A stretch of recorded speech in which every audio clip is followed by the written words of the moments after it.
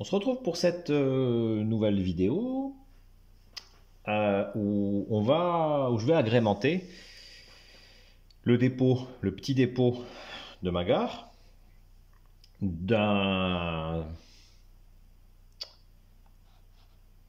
ça y est, j'ai plus le mot en tête, d'un distributeur d'eau, hein, d'un manche à eau, je crois. Mais voilà, ça y est, j'ai un petit doute sur le nom. Veuillez m'en excuser, je me souviens plus du tout.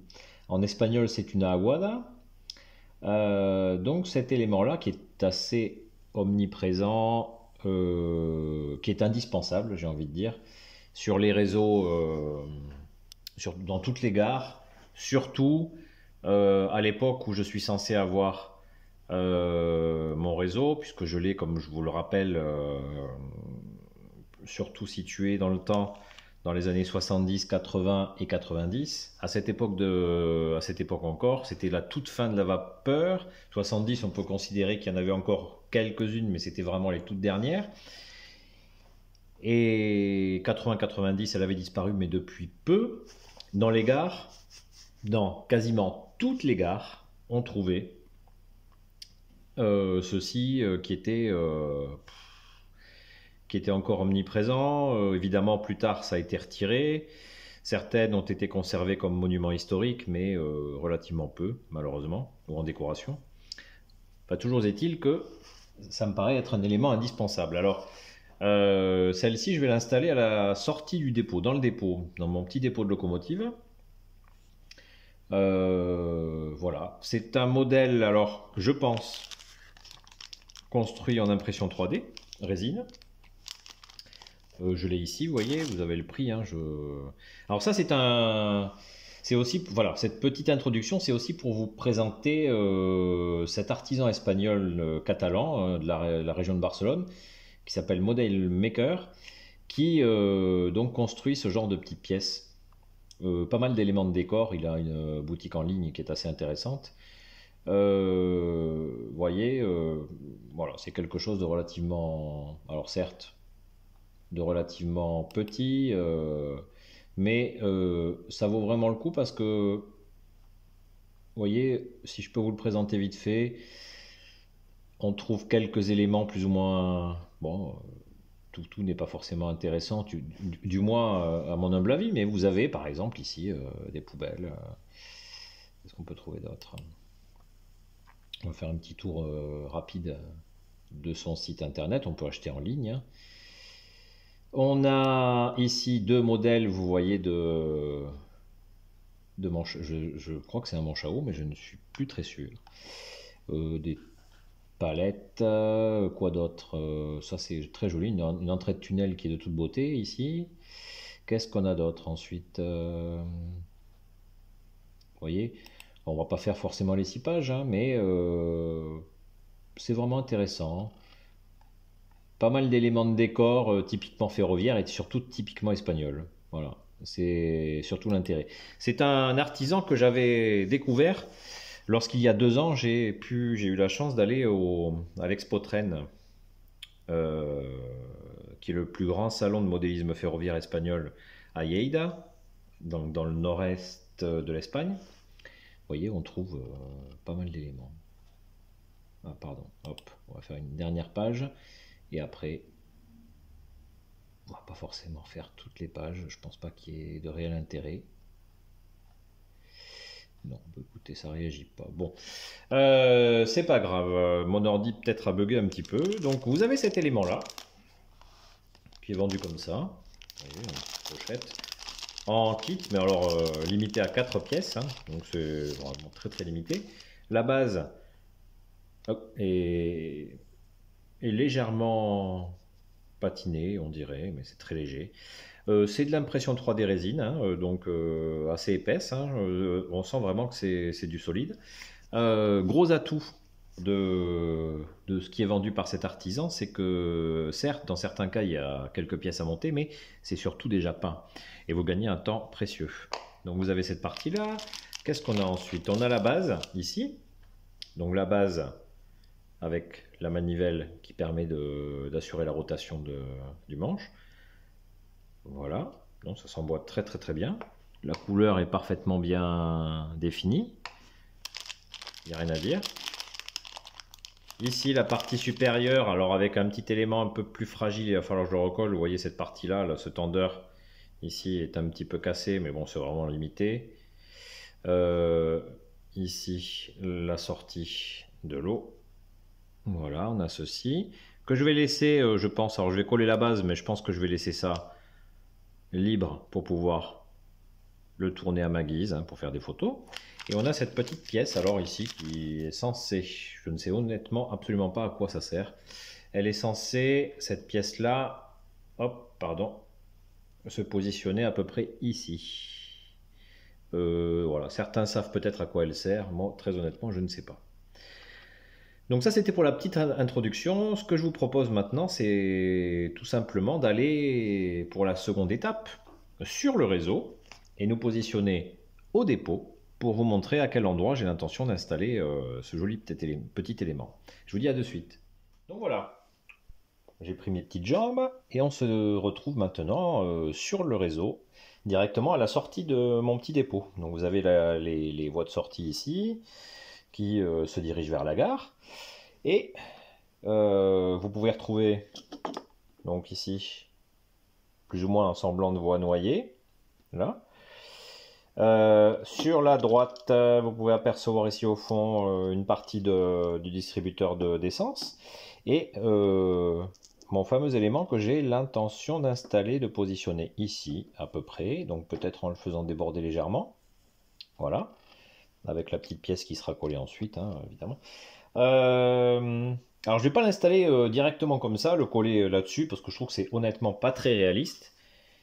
Étant donné qu'il y a pas mal d'épaisseur ici de carton plus un petit peu de sable, j'ai l'intention de ici décaisser proprement tout le tour, hein, puisqu'on est à presque la hauteur de traverse plus rail, hein, donc ça va beaucoup mieux s'intégrer je pense au décor plutôt que de cette façon là où je trouve que c'est quand même beaucoup moins réaliste, mais on a une base de départ qui est plutôt intéressante. Alors il faudra copieusement le vieillir, hein, le patiner, parce que là il est quand même trop propre, hein, j'ai envie de dire.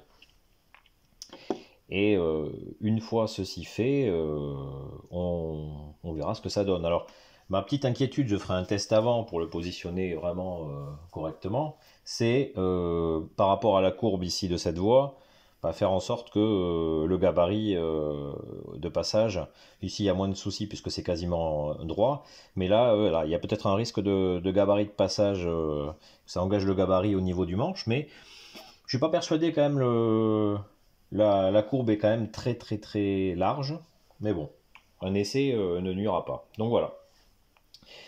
Je pense le positionner ici, je vais commencer à décaisser.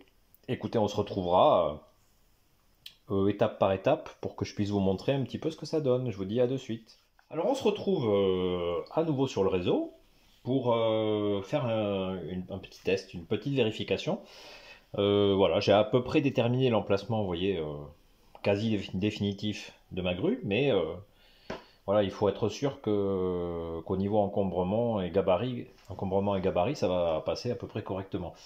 J'aurais pu le faire avec du matériel moteur, ma locomotive, ma Mikado vapeur, qui est longue, mais pas aussi longue que, par exemple, cette voiture de la série 8000 produite par Electrotrain, qui fait plus de 300 mm de long. Et bah, l'idée c'est de faire le test sur cet engin là pour voir si ça passe. Alors écoutez, ça a l'air, ici on est sur la partie la plus encombrée, enfin la plus proche, ça passe juste, mais ça passe quand même, hein. J'aurai pas de locomotive qui sera évidemment aussi longue que ça, hein. Même un automoteur, je pense que le Tamagotchi n'est pas aussi long. Donc voilà, ici, bon bah pas de souci puisqu'on est beaucoup plus... On est quasiment sur une ligne droite. Voilà, la difficulté, s'il y en avait une, elle était ici, mais ça a l'air de passer. Donc je suis assez content, le test est plutôt probant. Ce que je vais faire donc maintenant, c'est retirer cette partie-là. Et avec un crayon, hein, tout simplement, il va falloir que je dessine le contour à décaisser. En fait, il va falloir que je décaisse maintenant cette partie-là.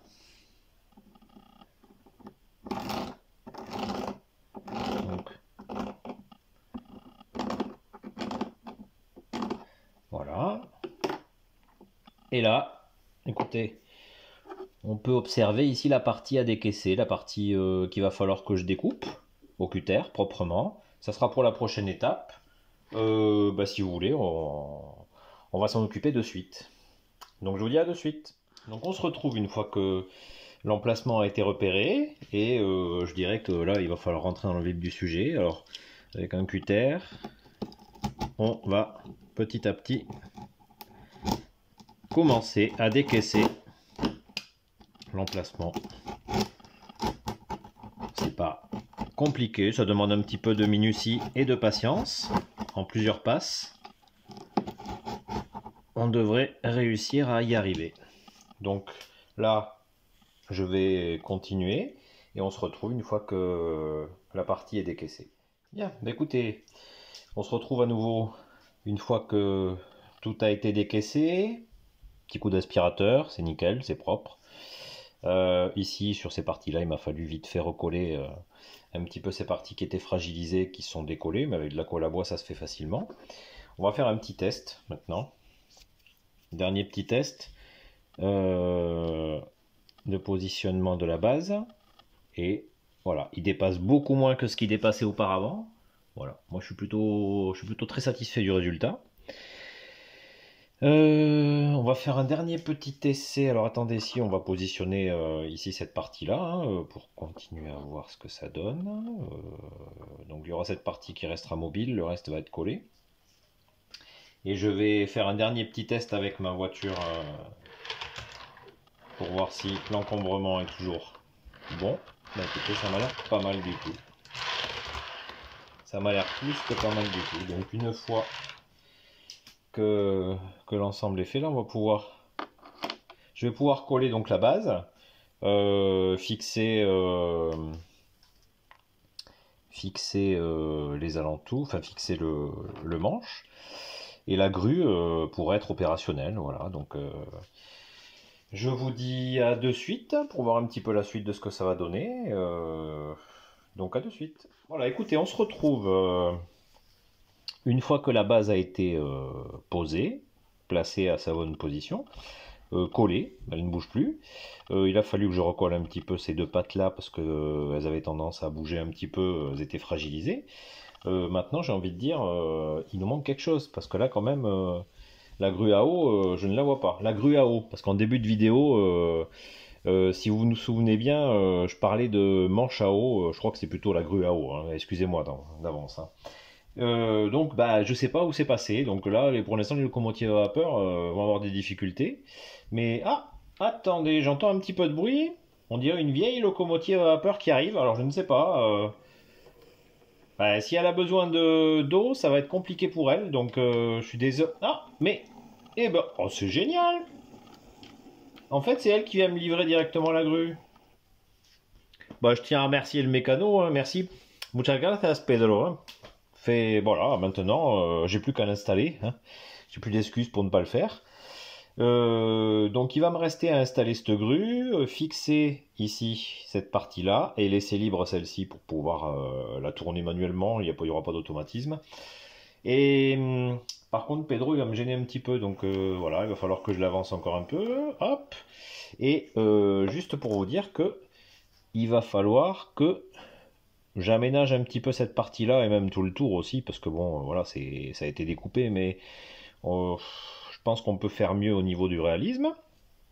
Comme ça, une fois que tout ceci sera fait, on se retrouvera, je vous montrerai le résultat. Je vous dis donc à de suite. Voilà, on se retrouve pour camoufler tout le contour ici. Alors avec une recette simple. Celui-ci n'est pas tamisé, hein, mais il y a un petit peu de... J'ai surtout utilisé du sable le plus fin possible. J'y vais petit à petit, vous voyez, tout autour. Alors s'il y a des petites pierres, c'est pas bien grave. Hein. Voilà. Je m'aide un petit peu avec les doigts. Après, si j'estime qu'il y a trop de cailloux, que je veux des éléments plus fins, vous voyez, bah, Les cailloux les plus gros, je peux décider de les retirer tranquillement avec la pince à épiler pour ne garder que les petits éléments. Ce ne sera pas un souci. Vous voyez? Donc, je vais faire le tour. Et après, on se retrouvera pour la partie colle. Donc, je finis ça et je vous dis à de suite. On se retrouve donc avec, une fois que tout ceci a été fait, vous voyez que j'ai déjà fait, je m'en excuse, la version espagnole en premier, donc vous apercevez un petit peu de colle, mais mettons que vous n'avez rien vu, n'est-ce pas? On va cacher ça. Je vais le coller avec mon traditionnel mélange de colle blanche et d'eau. Moitié colle, moitié eau, avec une petite goutte de liquide vaisselle. Euh, et puis, une vieille seringue qui depuis le début a fait tout le réseau, donc elle en a usé des solutions de colle, je peux vous le dire. Et ben, il va falloir que je fasse le tour, donc j'y vais, ben, je fais une sorte de goutte à goutte, hein, j'y vais très doucement pour que, voilà, pour qu'il n'y ait pas trop de colle qui soit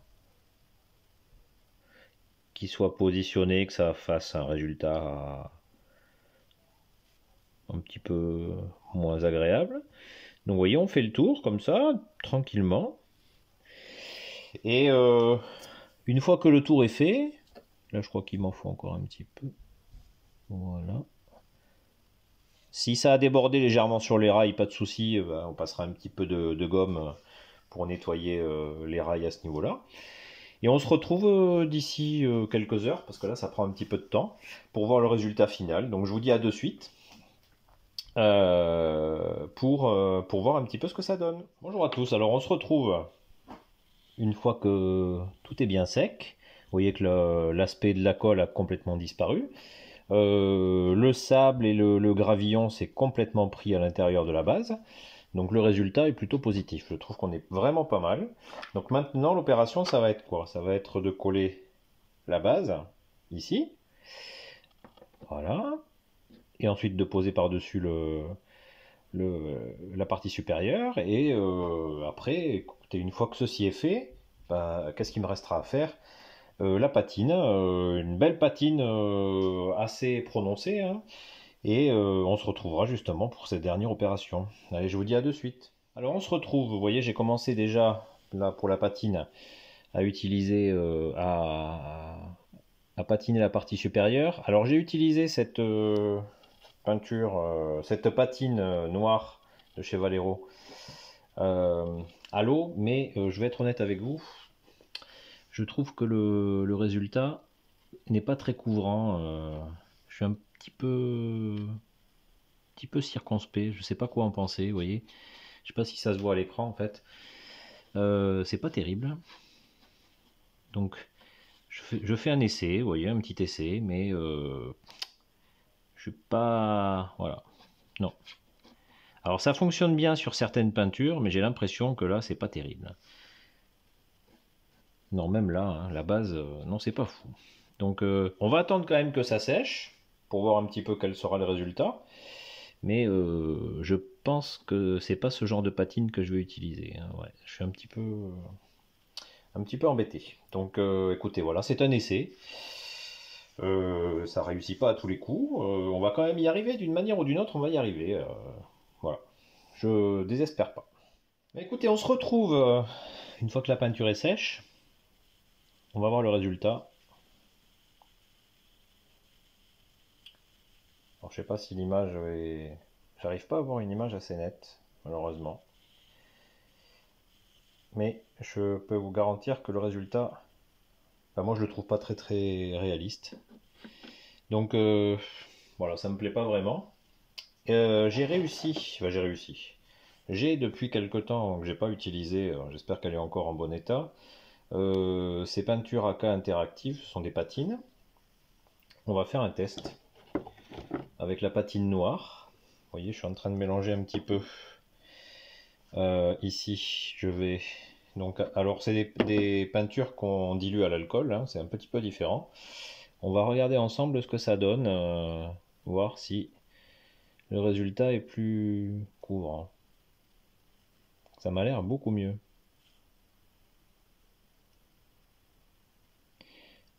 ça m'a l'air beaucoup mieux. Donc j'ai peut-être été un peu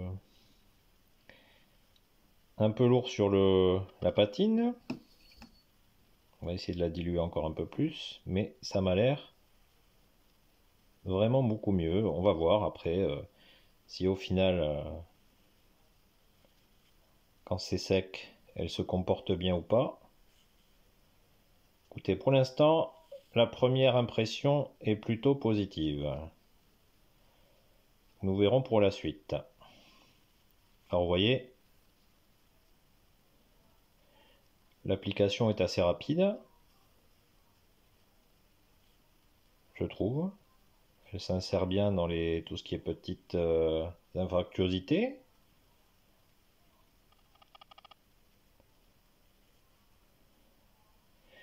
Mais là, globalement, je suis assez satisfait du résultat. On va attendre que ça sèche, évidemment, hein. On va le reposer ici vite fait. Voilà, on va traiter cette partie-là pour l'instant. On va attendre que ça sèche. Et quand ce sera sec, eh bien, écoutez, on verra ce que ça donne et je vous montrerai ça en vidéo.